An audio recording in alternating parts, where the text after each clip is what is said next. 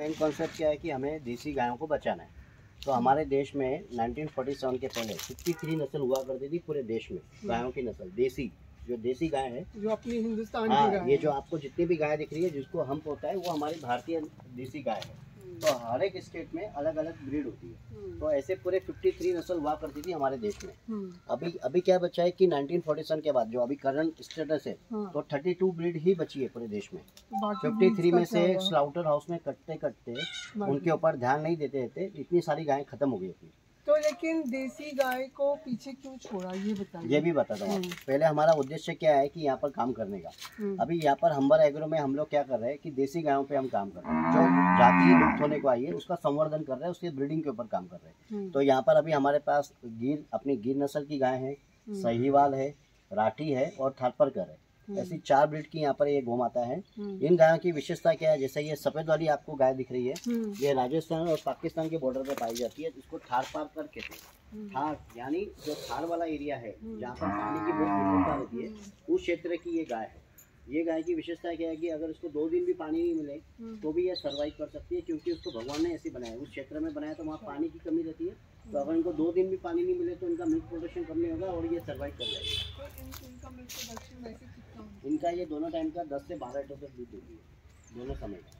तो ये सहीवाल है, वो राठी है।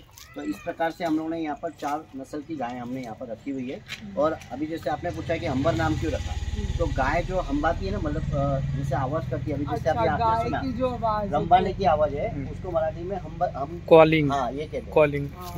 तो उस प्रकार से इसका नाम रखा है। हम लोग ने काउ बेस्ड इकोनॉमी हम लोग यहाँ पर जनरेट कर रहे हैं कि गौ माता से कैसे नेचर को बैलेंस किया जा सकता है। अभी हम लोग क्या करते हैं, गाय हमने यहाँ पर लाई, अभी गाय तो दूध देगी 4 से 5 महीना, मगर वो गोबर गोमूत्र मरते दम तक देने वाली है। तो हमको समाज को और किसान को क्या दिखाना है, हमारा हम्बर का मेन उद्देश्य क्या है कि किसान की आमदनी बढ़े।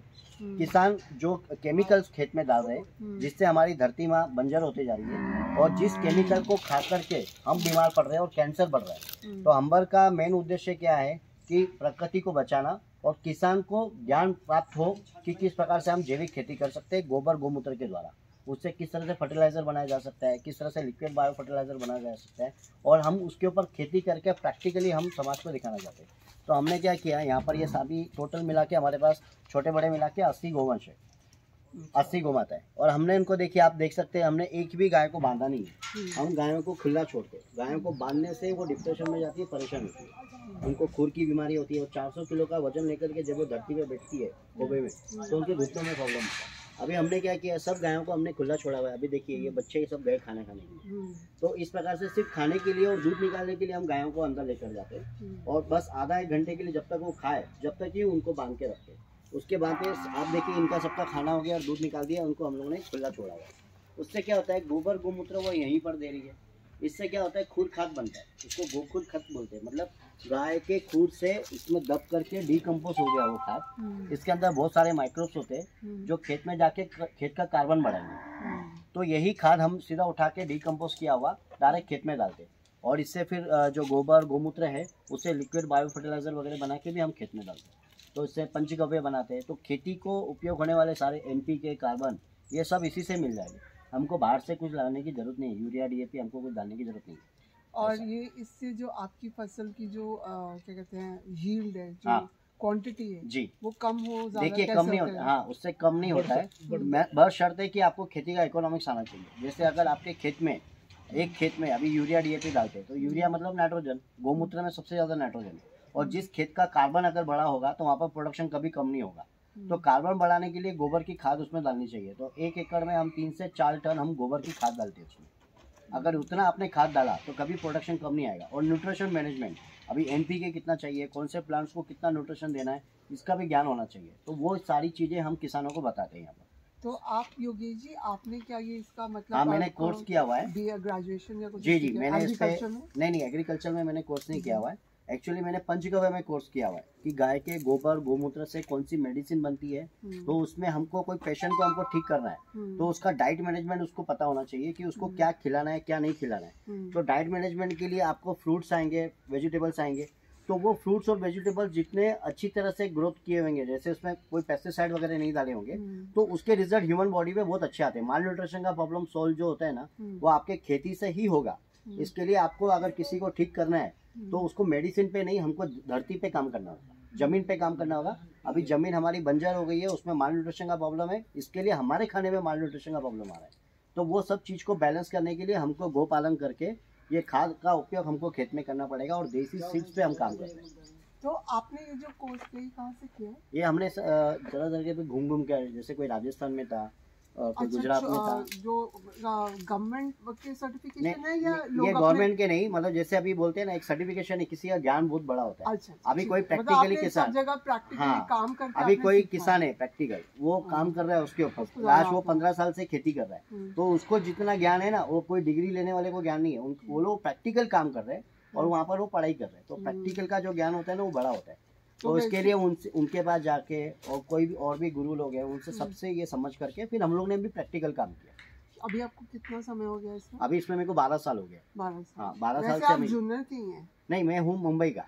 वैसे आप मुंबई? हाँ, मुंबई का हूँ। अभी मैं चेतन जी के साथ जुड़ के, अंबर एग्रो के साथ में जुड़ के हम यहाँ पर काम कर रहे हैं।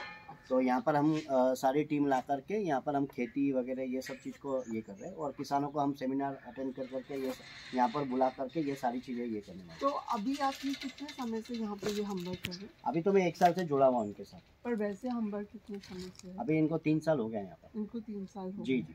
और जो आप जो किसान के जो सेमिनार या अवेयरनेस सेशन जो करते हैं, वो आसपास के लोगों आसपास के लोग ही कर रहे हैं, और दूसरे लोग भी यहाँ पर आते हैं। कुछ लोग घूमने के लिए भी आते हैं, घूमने के साथ साथ उनको नॉलेज भी मिल जाता है। अभी किसी का गौ पालन करना है, तो गौ पालन में कौन सी ब्रीड सेलेक्ट करना है, उसका डाइट मैनेजमेंट क्या होना चाहिए, उनका मिल्क प्रोडक्शन कितना होना चाहिए, अगर किसी का मिल्क नहीं बिका तो उसके पीछे क्या गणित है, क्या करना चाहिए। तो हम लोग यहाँ पर घी बनाते हैं, और अभी हम घी भी किस प्रकार से बनाते हैं वो भी सुनिए। अभी क्या होता है कि आप मार्केट में 2 प्रकार के घी मिलते हैं। एक तो होता है क्रीम वाला घी, कि जैसे दूध कलेक्शन किया, उसका क्रीम निकाल दिया, क्रीम निकालने के बाद जो बचा, और वो दूध का फिर वो लोग घी बना देते हैं, वो क्रीम का।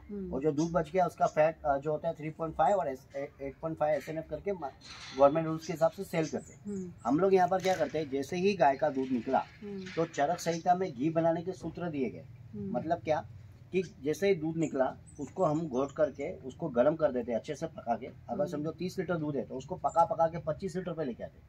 मतलब उसका वाष्पीकरण हो गया, उसके अंदर जो पानी का हिस्सा है वो वाष्पीकरण हो गया, जो नीचे बचा तो उसका दही अच्छे से जमा देते। दही जमाने के बाद में फिर उसको हम मथनी करते। मथनी क्या होता है कि मर्दनम गुण वर्धनम, मतलब जितना मर्दन होगा उतना उसके गुण बढ़ेंगे। तो हमारे पास मशीन है, उसका RPM हमने हाथ की स्पीड से सेट किया हुआ है। अच्छा, उसका हाथ? हाँ, मैं दिखाता हूँ आपको। तो हाथ की स्पीड से सेट किया हुआ है। उससे क्या होता है कि जो दही हमने जमाया था वो दही में से लोनी ऊपर आएगा, फिर वो लोनी मतलब मक्खन, बटर। तो वो मक्खन को हम निकाल करके उसको धीमी आंच में पकाते हैं, जब जाके घी बनता है। और ये घी का हम लोग 27 पैरामीटर का टेस्टिंग किया। तो ये जो घी है इसमें HDL का निर्माण होता है, हाई डेंसिटी लिपोप्रोटीन। जो गुड कोलेस्ट्रॉल है वो इसी घी से मिलेगा। जो मार्केट में जो घी मिलता है क्रीम वाला, उससे LDL बनता है आपके बॉडी में, लो डेंसिटी लिपोप्रोटीन। तो हमारे जो पूर्वज थे, जो हमारे जो पारंपरिक तरीका है वो इस प्रकार के घी का था, क्रीम वाला घी का ये नहीं था। और जो इसमें अभी 25 से 30 लीटर दूध लगता है 1 लीटर घी बनने के लिए, और जो मार्केट में मिलता है वो 600-700 रुपये में जो घी मिल रहा है वो घी है ही नहीं। तो ये A2 गाय का जो घी बोलते हैं वो क्या होता है? यही है जो मैं आपको बता रहा हूँ। हाँ, A2 मतलब क्या है, जिस गाय को हम्प होगा, आपको दिख रहा है कंधा दिख रहा है गायों का, जो हम्प होगा उसी के अंदर सूर्य केतु नाड़ी होती है। अच्छा। अभी आप देख रहे, अभी ये इसके अंदर ये क्या करती है कि धूप में बैठी है, ये सूर्य से डायरेक्ट एनर्जी ऑब्जर्व कर रही है, और उसने जो भी खाया है वो एनर्जी को और खाए हुए को दोनों को पचा रही है। देखिए मुंह चला रही है, उसको बोलते हैं जुगाली करना, रवन करना मराठी में बोलते हैं। तो उसने वो एनर्जी और खाए हुए को दोनों को वो मिला करके फिर उसके रूमन में जाके वो पूरी एनर्जी बाहर आएगी। तो किसके माध्यम से आएगी? यूरिन के माध्यम से, गोबर के माध्यम से और दूध के माध्यम से। तो यूरिन और गोबर में जो एनर्जी आई वो खेत को मिली, फिर से खेत के थ्रू फिर प्लांट्स में आई, प्लांट्स के थ्रू हमारे शरीर में गई, और जो दूध निकला फिर वो एनर्जी को मल्टीप्लाई कर रहे हैं, तो उसका हम दही जमा देते। तो इसलिए उसका नाम A2 है। हाँ, तो उसके अंदर A2 प्रोटीन जो होता है ना, साइंस क्या कहता है कि जो जर्सी गाय होती है उसके अंदर A1 प्रोटीन होता है। A1 प्रोटीन क्या करता है कि हमारा जो DNA है ना, उसके अंदर जाके रोग प्रतिकारक शक्ति को डैमेज करता है। इसके लिए हमारे देश में A1 टाइप का डायबिटीज और आर्थराइटिस वगैरह सारी बीमारियां हमको जर्सी के, हाँ, जर्सी गाय के दूध को ही A1 कहा जाता है। और जो हमारी देसी गाय है, हाँ, हमारे देश में जितना भी मिल्क बिक रहा है वो सब जर्सी का ही है। क्योंकि एक फार्मर्स क्या करता है, ये देसी गाय नहीं पालेगा, ये 10 लीटर ही दूध देगी दोनों समय का, और वो देगी आपको 20 लीटर तक दूध, वो डबल देती है। मगर उनको इकोनॉमिक्स नहीं पता, वो 3 साल में जब वो बच्चा देके आएगी तो वो बुढ़ी हो जाती है, उसका रख रखाव भी महंगा पड़ता है, उनको ठंडक में रखना पड़ता है, उसके ऊपर शावर छोड़ना पड़ता है, उनका वो खिलाने की मशीन है समझो, उनको खिलाओ और दूध निकालो। मगर हमारी गाय देखिए इतना टेम्परेचर में, मतलब ठंडी से ठंडी और गर्मी से गर्मी वाला टेम्परेचर भी सहन कर सकती है। तो देसी गाय जो होती है, जो हमारा, क्योंकि वो इसी देश में पैदा हुई है, इसी देश इसके लिए यहाँ का डीएनए उसका सेट है। हाँ, जैसे अभी अगर आपको मैं राजस्थान में जाके छोड़ दूँ तो आपको वहाँ तकलीफ होगी, मगर तो यहीं पे हाँ, तो ये बात होती है कि हम जिस क्षेत्र में पैदा हुए उस क्षेत्र के हिसाब से हमारा डीएनए सेट होता है। तो अभी ये जो हमारी ब्रीड कौन सा है, ये सहीवाल, राठी, गिर, थारपारकर, 4 ब्रीड है हमारे पास यहाँ।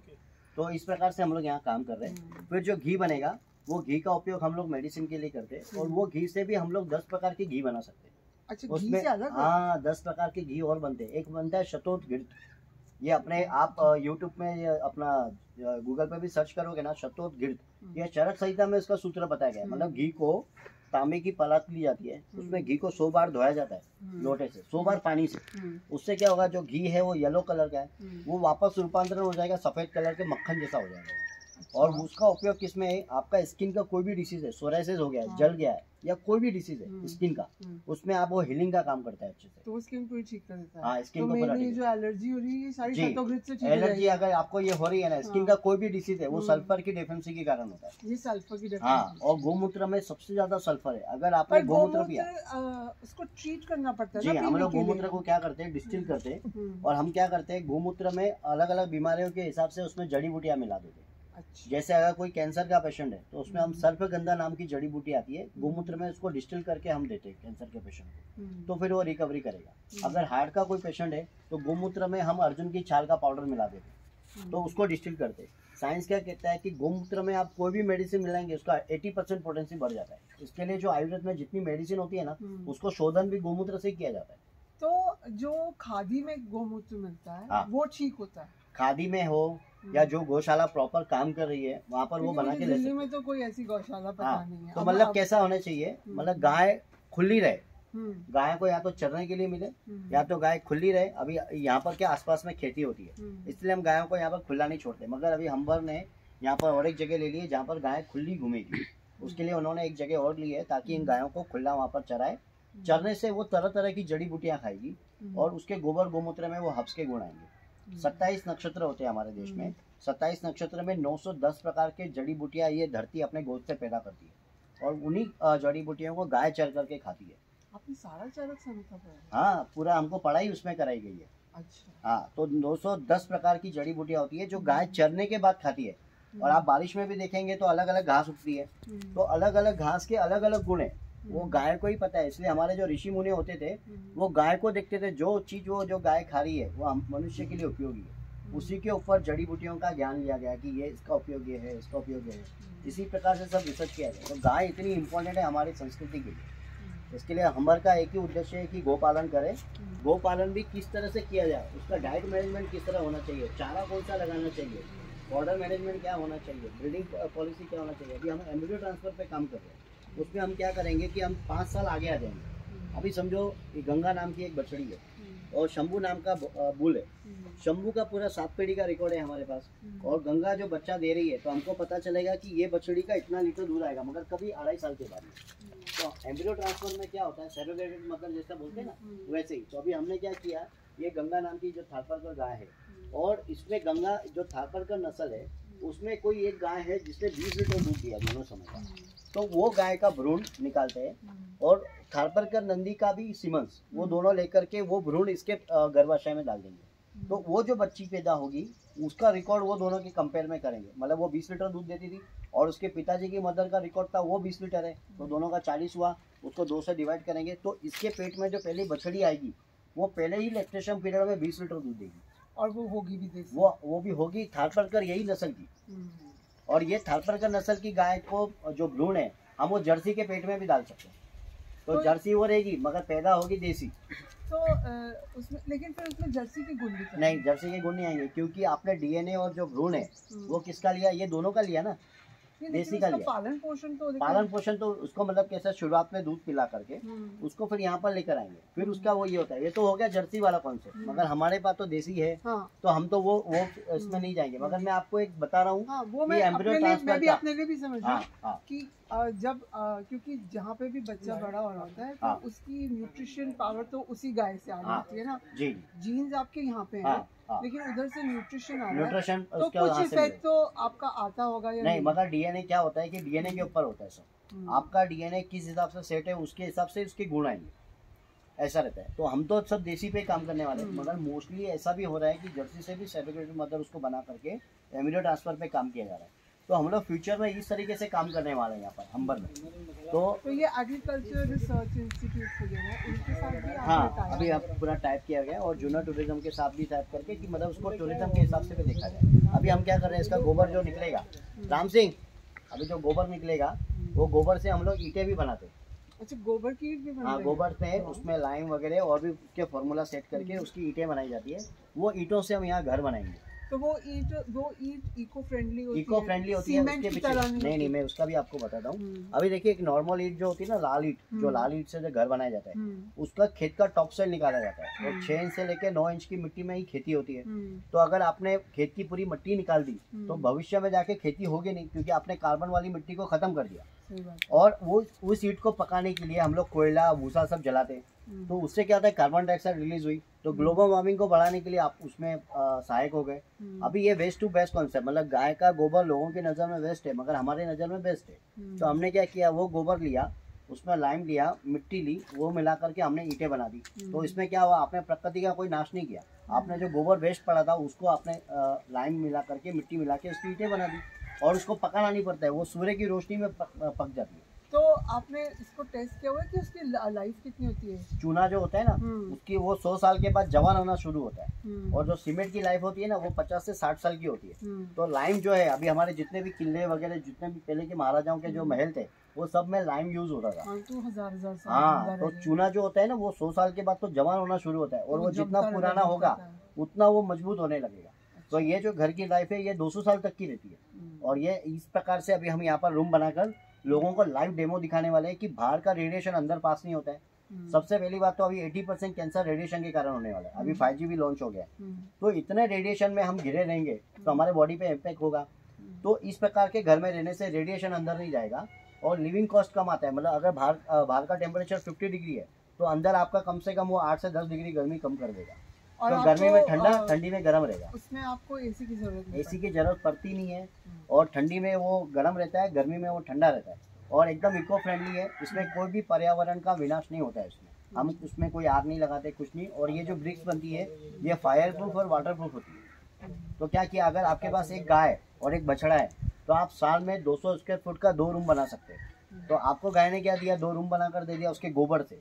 आज के डेट में मिडिल क्लास का आदमी EMI भरते भरते ही पूरा पैसा उसका निकल जाता है, जीवन निकल जाता है। तो हम समाज को और किसान को ये बताना चाहते हैं कि गाय कितनी महत्वपूर्ण है अपने जीवन के लिए। इसके लिए गाय को अपने पास लाइए। अभी किसान ने अपनी माँ को बाहर छोड़ दिया है, इसके लिए वो स्लाउटर हाउस में जा रही है करती है। तो लेकिन जैसे जब गाय जो शहर में जो है वो गाय को ऐसे छोड़ दे, तो दिल्ली में रहते हैं तो साथ में जो छोटे छोटे गाय होते हैं नोएडा और हरियाणा में, वहाँ पे वो लोग सब गाय जब तक दूध दे रही है फिर उसको सड़क पे छोड़ दिया, फिर वो बेचारी गाय का बुरा हाल हो जाता है। बराबर।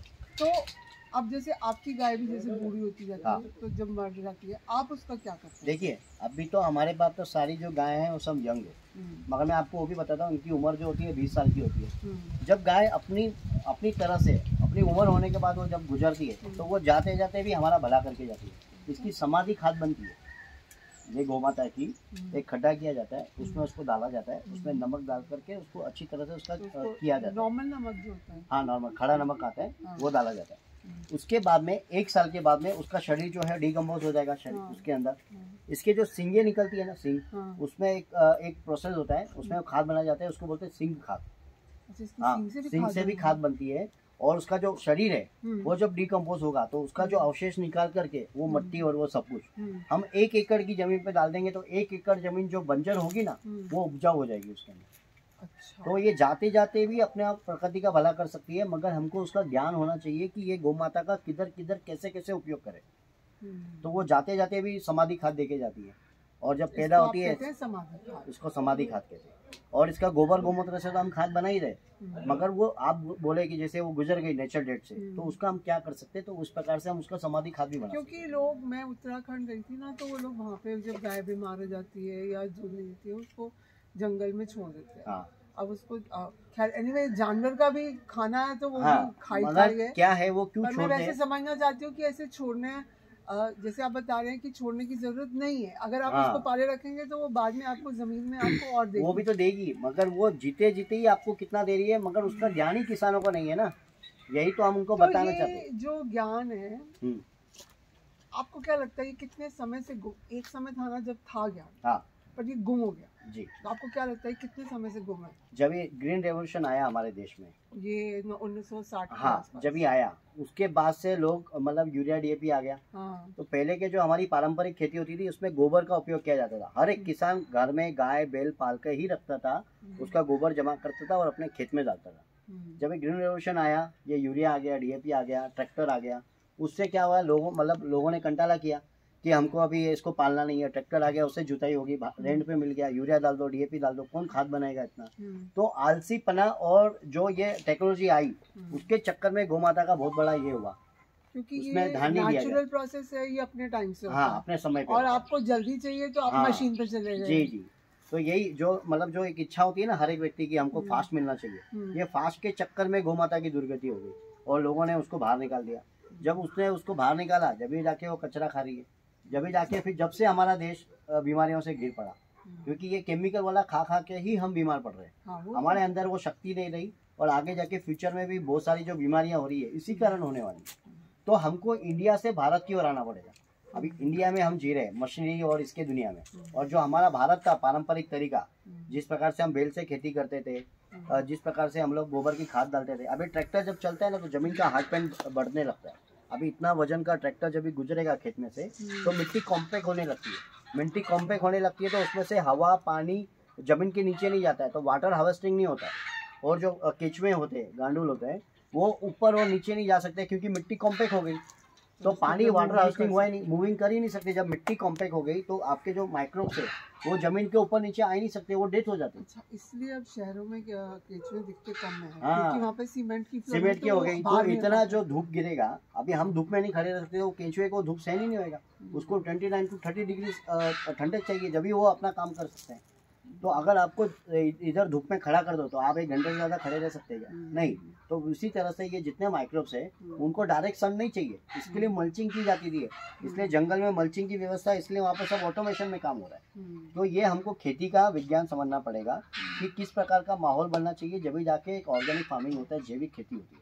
और इसमें हमको गाय के माइक्रोब्स, जो गोबर है उसके माइक्रोब्स क्या खेत में काम करते हैं, उसको मल्टीप्लाई करने के लिए हमको कैसे उसको डिकम्पोज करना है, उसके अंदर कौन कौन सी चीज़ें हमको मिलानी है, ये सब चीज़ का ज्ञान लेकर के अगर एक किसान काम करेगा तो वो कभी घाटे में नहीं जाएगा। क्योंकि सिक्किम में गई थी तो वहाँ पे सब ऑर्गेनिक ही हो रहा है। अभी अंबर का जो उद्देश्य है यही है कि यहाँ पर जैविक खेती करे, किसान यूरिया डीएपी छोड़े, और हमारी जो धरती माँ जो बंजर होती जा रही है और जो बीमार होती जा रही है उसको फिर से सुफलाम की तरफ लेके जा सके। इससे हमारा पानी भी दूषित हो रहा है, पर्यावरण भी दूषित हो रहा है, और जो मनुष्य खाना खा रहा है वो भी बीमार हो रहा है। तो गौ माता के थ्रू ही ये रेवोल्यूशन आ सकता है, और गौ माता के थ्रू ही ये सब हम इतिहास रच सकते हैं। इसके लिए हम यहाँ पर गौ पालन कर रहे हैं।